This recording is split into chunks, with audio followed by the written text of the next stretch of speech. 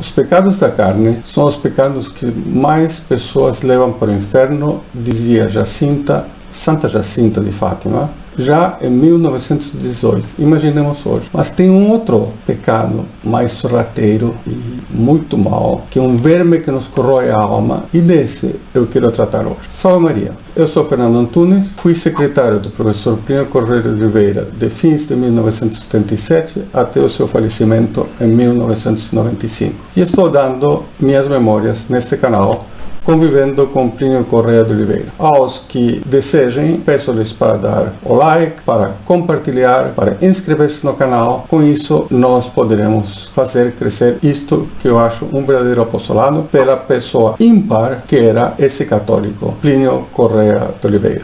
É evidente que os pecados da carne perdem muita gente. Basta ver na rua. E interiormente a gente sabe como é esse pecado original que está sempre fervendo desde nosso Santo Padre Adão, que cometeu o pecado de desobediência a Deus. Desde esse momento, todos temos as paixões desordenadas, como um órgão que tivesse os tubos desafinados. Então a pessoa tenta tocar um registro, sai outro, e isso no melhor dos casos, porque também às vezes é uma explosão, é uma espécie de turbilhão dentro do coração, dentro das paixões. Isso, além do demônio, como diz São Pedro, que está o tempo inteiro dando volta em torno de nós. Então, é muito difícil realmente a pureza.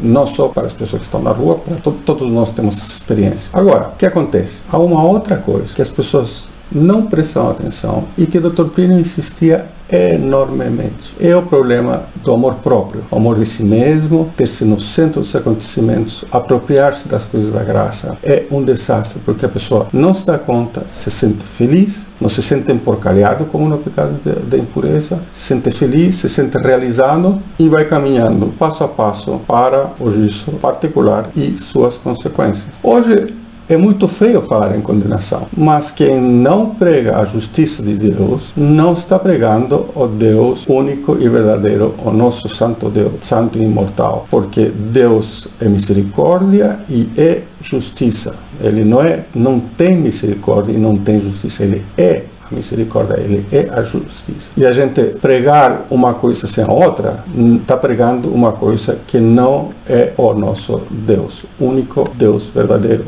Dr. Plínio insistia enormemente nesse problema do prazer, do elogio, do prazer que dá a sentir a admiração dos outros. E prestem atenção no interior, na experiência interna, todos nós temos algo a dizer a respeito disso. É uma boa ponto de exame de consciência para quem quiser progressar. O Dr. Plínio insistia muito, se quiser a pureza, combata o orgulho, combata o amor próprio. Já falei do Dr. Plínio como era uma pessoa orgulhosa. Aí nós temos um exemplo de uma pessoa que praticava a virtude da humildade, que era puro e que fazia todo esse apostolado com dedicação e desinteresse. Uma coisa que sempre ficou girando na minha cabeça é que Dr. Plínio mais uma vez aconselhou aos eremitas, quando havia cerimônias, marchas, etc. O Dr. Plínio dizia para eles: ponham todo empenho em que cada caso seja um passo esmagando a cabeça do demônio, esmagando a revolução. Tenham bem, interiorizem isso, sejam bem isso. Não me lembro exatamente dessa palavra, mas sejam bem isso.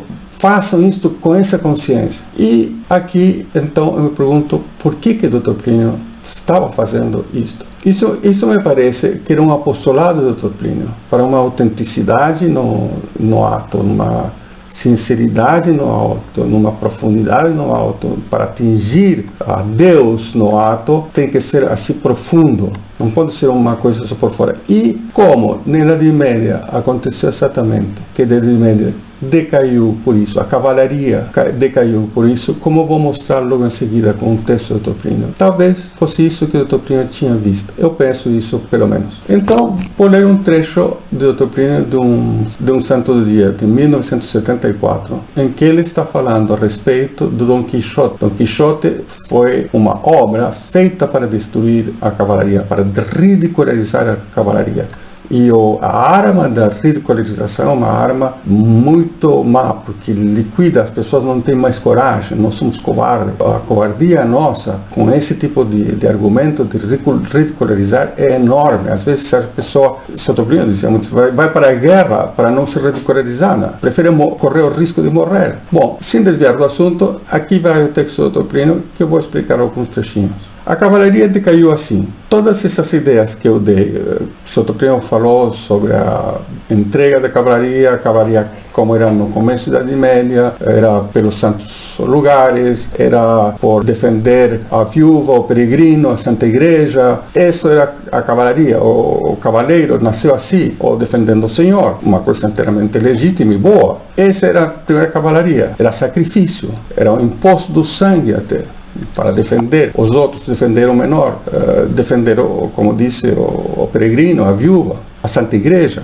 Então, essas ideias que cercaram o cavaleiro de um halo de admiração enorme em toda a Idade Média, de onde o cavaleiro sucumbiu à admiração. Então, veja bem, o cavaleiro sucumbiu desse ideal, à admiração enorme em toda a Idade Média, de onde o cavaleiro sucumbiu à admiração que ele despertava e começou a ser herói, não por amor de Deus, mas para ser admirado. Aqui está a clave do negócio. Deixou de ser cavaleiro por amor de Deus e passou a serlo pela admiração que ele percebia que ele gerava. A partir desse momento, ele começou a ficar mega. Mega, nós dizemos, é orgulhoso, aquele que pensa que é grande. Megalice, nós dizemos no grupo. É uma linguagem interna da doutrina, dessas linguagens que os inimigos acusam que era uma linguagem esotérica. É simplesmente para, num termo curto assim, transmitir toda uma ideia que já tinha sido tratada em outra reunião. Exagerava os defeitos dele, mentir ou então fazer proezas, às vezes supérfluas. Fazer proezas, às vezes supérfluas, só para depois contar que tinha feito a proeza. Já não era mais pelo bem da Santa Igreja, não era mais pelo bem do peregrino, da viúva, não era mais para defender o senhorio, nada, era para aparecer. A partir do momento em que o ideal heróico se divorciou do bom senso, perdeu toda a consistência. Então daí o senhor vê aquelas gabolices da cavalaria. Gabolices é querer aparecer e coisas dramaticamente bonitas. Aquelas mentiras da cavalaria decadente, aquela vaidade, aquela faceirice e aquela sensualidade. Veja bem, a faceirice e a sensualidade veio junta. Ideia da dama pela qual o sujeito lutava. Então já ele não luta mais por Deus, pela Santa Igreja, pelo Senhor, ele luta para aparecer junto à dama. E às vezes é uma outra dama que não é sua esposa. Aí está muita coisa que veio no futuro. Sotoprino diz, não era mais Nossa Senhora, mas era uma paixão sensual. E aí é toda a decadência da cavalaria. Claríssimo, um ponto para termos cuidado. De uma coisa esplêndida, a cavalaria católica do começo da Idade Média, morreu. Por quê? Porque começou a procurar seu espetáculo, a admiração. Já não era mais pelo amor de Deus, pelo amor de Nossa Senhora. Quando entrei no grupo, se rezava bastante, e estava em todos os livros de oração, a ladainha da humildade do cardeal Merri del Val. Uma beleza de ladainha. Eu vou dar aqui alguns pontos e vou colocar na explicação, se couber no espaço do Google.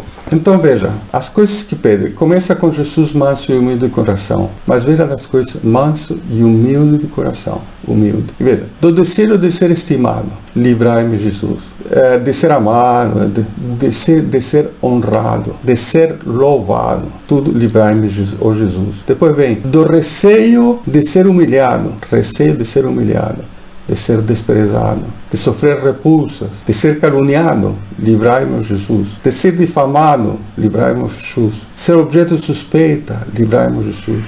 Que os outros sejam amados mais do que eu.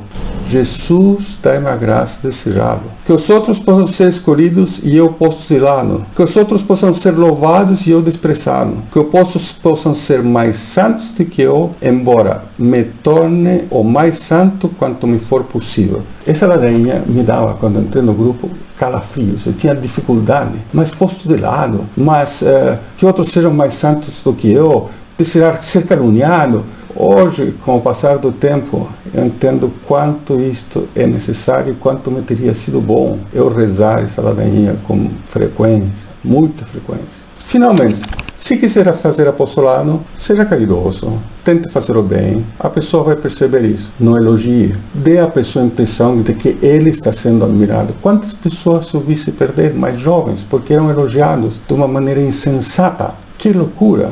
Era evidente que estava fazendo mal. A gente às vezes falava com a pessoa que estava falando, ah, sim, é verdade, mas devia ser antes. Então, que a pessoa seja levada a Deus, que ele veja a beleza de Deus, que a gente ajude a caminhar rumo a Nossa Senhora, rumo a Deus, ter mais devoção, rezar o rosário, lutar contra a revolução gnóstica e igualitária, aprender coisas belas. Lutar por Nossa Senhora, lutar pela Santa Igreja, lutar pela cristandade é uma coisa bela, que traz alegria. Eu vou tratar disso num vídeo próximo. Deixe aparecer que deseja o bem. E nisto eu ainda tenho uma lembrança do tratamento mundano, como era. Pessoas, umas elogiando as outras, hahaha, risos. Era tudo baseado no elogio. Entrava a sensualidade também, mas era tudo baseado no elogio aos outros e de si mesmo. E um mercado de vaidades. Paro por aqui desejando que Nossa Senhora os ajude a todos e pedindo suas orações para poder continuar bem esses programas. Salve Maria!